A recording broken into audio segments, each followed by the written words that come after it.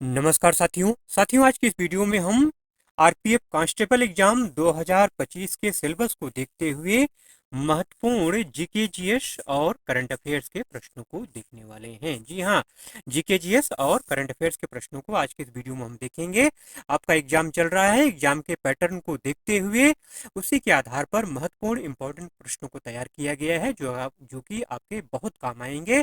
इसलिए video complete देखिएगा, बिल्कुल स्किप मत करिएगा और की पॉइंट जो भी बताए जाते हैं उनको जरूर से ध्यान में रखना है। ठीक है मेरे भाई, पहले प्रश्न की अगर बात करूं तो भारत ने पहली बार महिला क्रिकेट विश्व कप की मेजबानी कब की थी? तो इसका जो राइट आंसर है वो है 1978। ठीक है, ये तो गई आंसर की बात। अब आई थोड़ा सा की फैक्ट की बात कर लेते हैं, की पॉइंट की बात कर लेते हैं। ठीक है, देखिए, भारत ने पहली बार महिला क्रिकेट विश्व कप की मेजबानी 1978 में की थी। ये बात तो हो गई। ठीक है, यह जो टूर्नामेंट है ये 1 से 13 जनवरी 1978 के बीच आयोजित किया गया था। ठीक है, इस टूर्नामेंट में ऑस्ट्रेलिया विजेता रहा था और इंग्लैंड उप विजेता रहा था। भारतीय महिला क्रिकेट टीम ने साल 1976 में वेस्ट इंडीज के खिलाफ अपना पहला टेस्ट मैच खेला था। ठीक है, ये भी बात आपको ध्यान में रखना है। ठीक है, वहीं अगर भारतीय महिला क्रिकेट संघ की स्थापना की बात करें तो इसका जो गठन हुआ था ये 1973 में हुआ था। ठीक है भाई, आइए क्वेश्चन नंबर 2 देख लेते हैं। काल बैसाखी को किस राज्य में बोर्डो इस्ला के नाम से जाना जाता है? तो इसका जो राइट आंसर है वो है असम। जी हाँ, काल बैसाखी को जो है, काल बैसाखी एक मौसम का नाम है।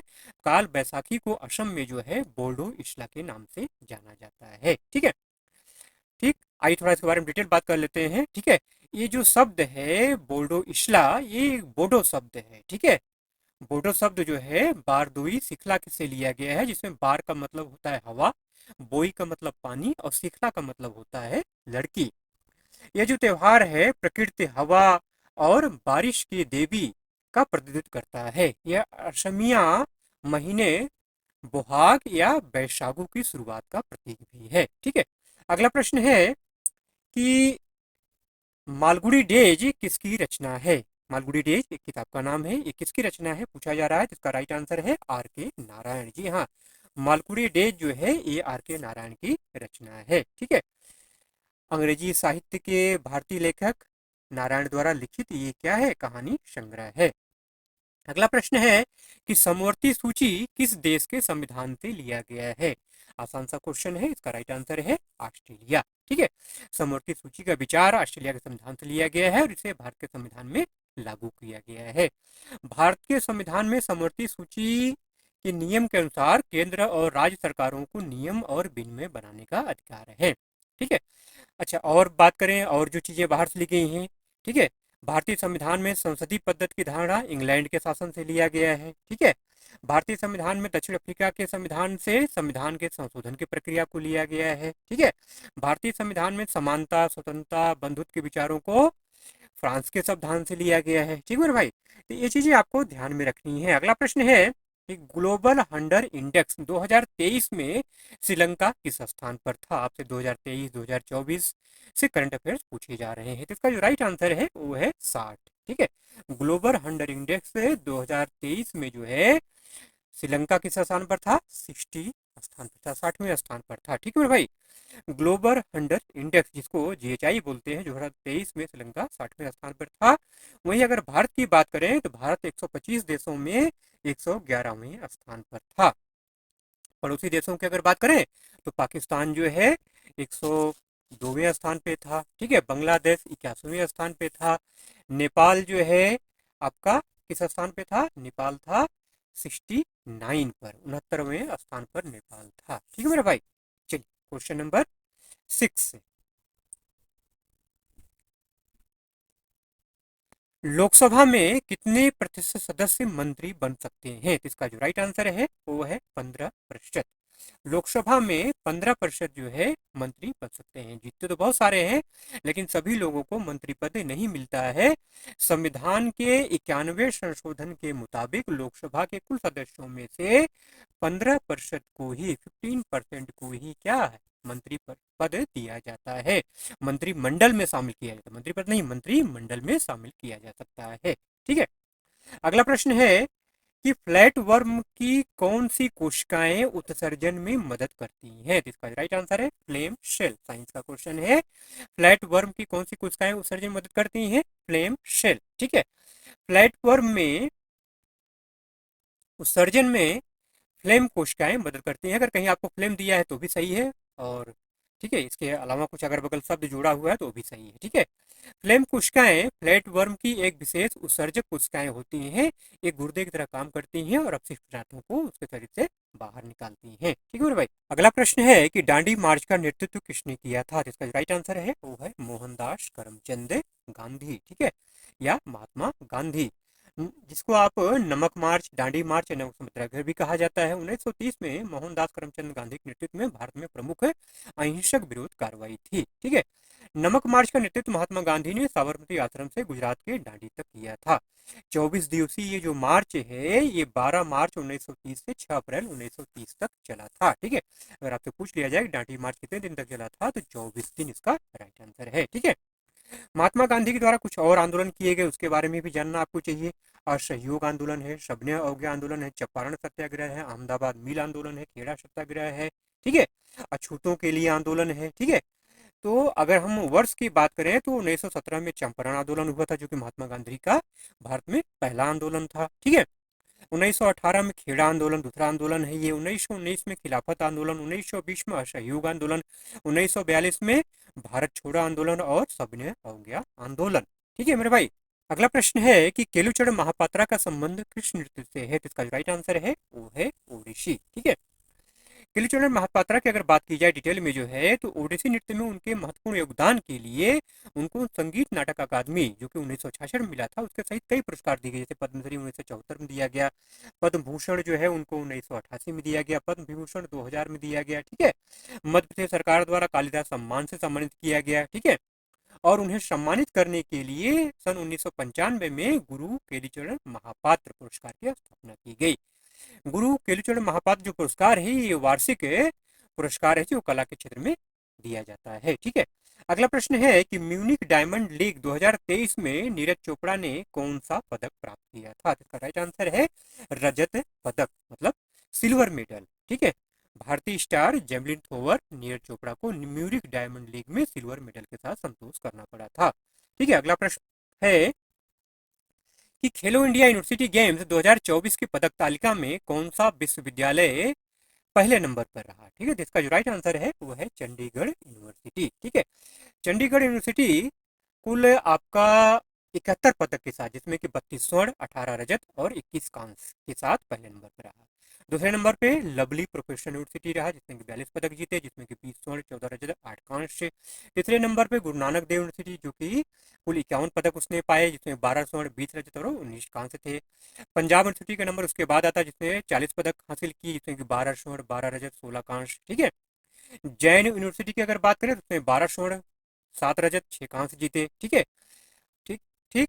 वहीं खेलो इंडिया यूथ गेम्स 2024 की अगर बात देखिए, खेलो इंडिया यूनिवर्सिटी गेम्स और खेलो इंडिया यूथ गेम्स से दोनों से क्वेश्चन निश्चित तौर पे बनता है। ठीक है, तो खेलो इंडिया यूथ गेम्स 2024 की अगर बात करें तो महाराष्ट्र 57 स्वर्ण पदकों के साथ जो है क्या रहा, पहले स्थान पर रहा, और तमिलनाडु 38 स्वर्ण के साथ दूसरे स्थान पर रहा। ठीक है मेरे भाई, ये हो गई बात करंट अफेयर्स की।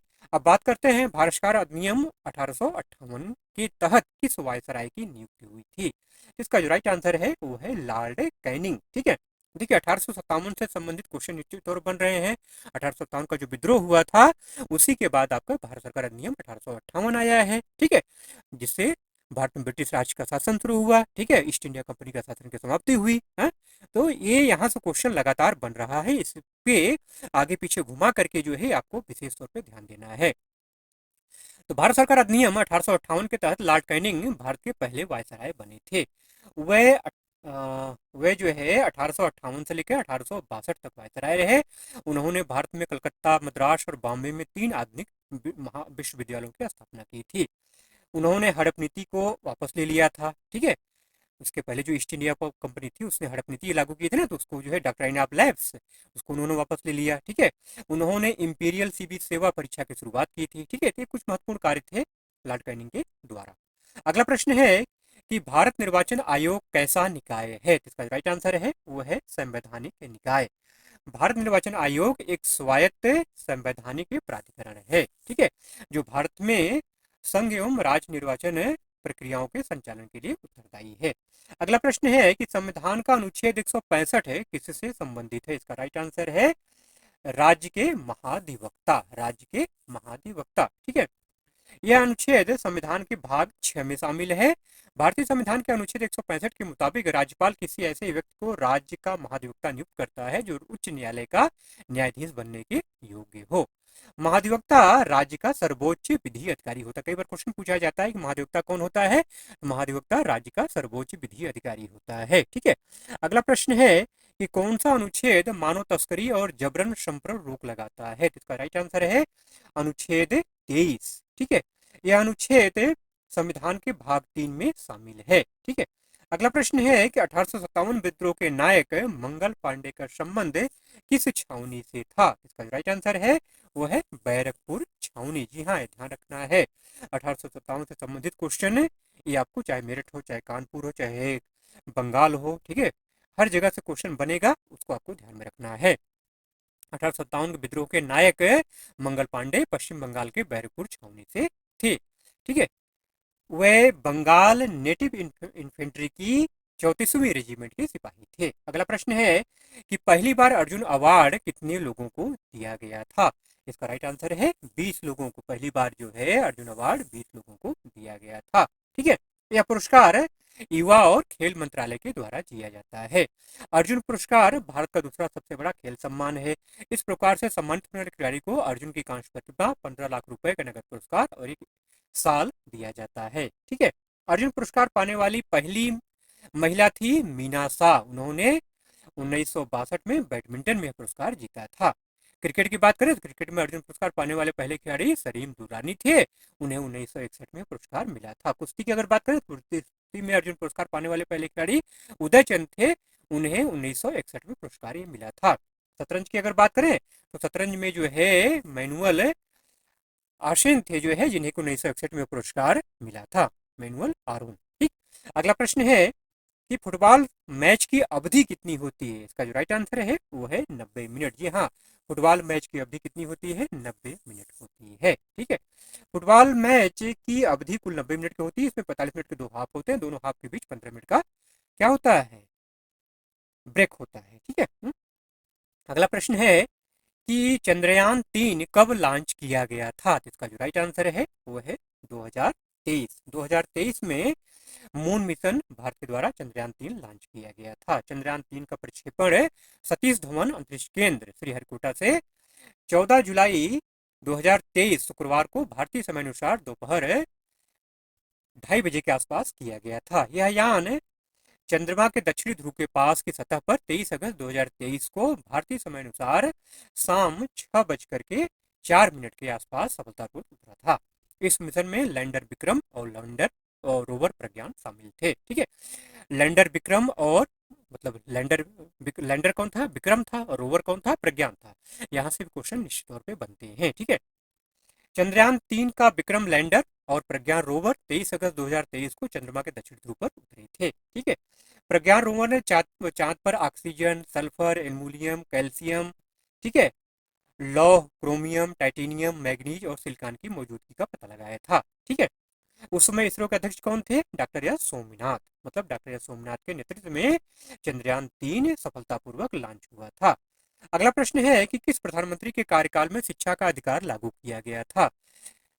PV Narasimha Rao, doctor Manmohan Singh, LPG model. यहाँ से क्वेश्चन निश्चित तौर पे बन रहा है, इसे बहुत ध्यान से आपको समझना है। 1991, ठीक है। तो इसका जो राइट आंसर है वो है डॉक्टर मनमोहन सिंह। डॉक्टर मनमोहन सिंह ने केवल शिक्षा का अधिकार ही लागू नहीं किया, सूचना का अधिकार, शिक्षा का अधिकार, ठीक है, और आपका जो मनरेगा है ये, ठीक है, खाद्यान्न सुरक्षा का, ठीक है, ये सारी चीजें जो है, और एलपीजी मॉडल, ये सारी चीजें जो है डॉक्टर मनमोहन सिंह के दिमाग की उपज थी, ठीक है। डॉक्टर मनमोहन सिंह के प्रधानमंत्री कार्यकाल में शिक्षा का अधिकार आरटीई लागू किया गया था। अक्सर क्वेश्चन यहाँ बनता है कि शिक्षा का अधिकार का संबंध किस अनुच्छेद से है, ठीक है, वो सारा डिटेल आपको बताएंगे, घबराइएगा नहीं।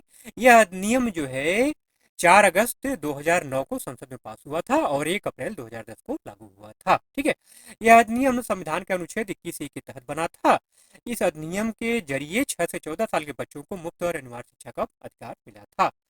ये अधिनियम को लागू करने के बाद, ये अधिनियम जब लागू हो गया हिंदुस्तान में, तो भारत 135 देशों में शामिल हुआ जहां बच्चों को शिक्षा का जो अधिकार है मौलिक अधिकार है। ठीक है, डॉक्टर मनमोहन सिंह भारत के 13वें प्रधानमंत्री थे। उनका कार्यकाल 22 मई 2004 से लेकर के 26 मई 2014 तक रहा था। ठीक है, प्रधानमंत्री बनने से पहले वह रिजर्व बैंक ऑफ इंडिया के गवर्नर थे और केंद्रीय वित्त मंत्री भी रह चुके थे। और केंद्रीय वित्त मंत्री रहते हुए उन्होंने एलपीजी मॉडल लाया था। ठीक है मेरे भाई, चलिए इन्हीं प्रश्नों के साथ आज की वीडियो का एंड करते हैं। वीडियो अगर अच्छा लगा हो तो प्लीज जाते जाते एक लाइक जरूर से कर दीजिएगा और चैनल पर अगर नए हैं तो सब्सक्राइब करके बेल आइकन को जरूर से ऑन कर लीजिएगा। ठीक है मेरे भाई, चलिए मिलते हैं अगले वीडियो में ऐसे ही कंटेंट के साथ। तब तक के लिए जय हिंद।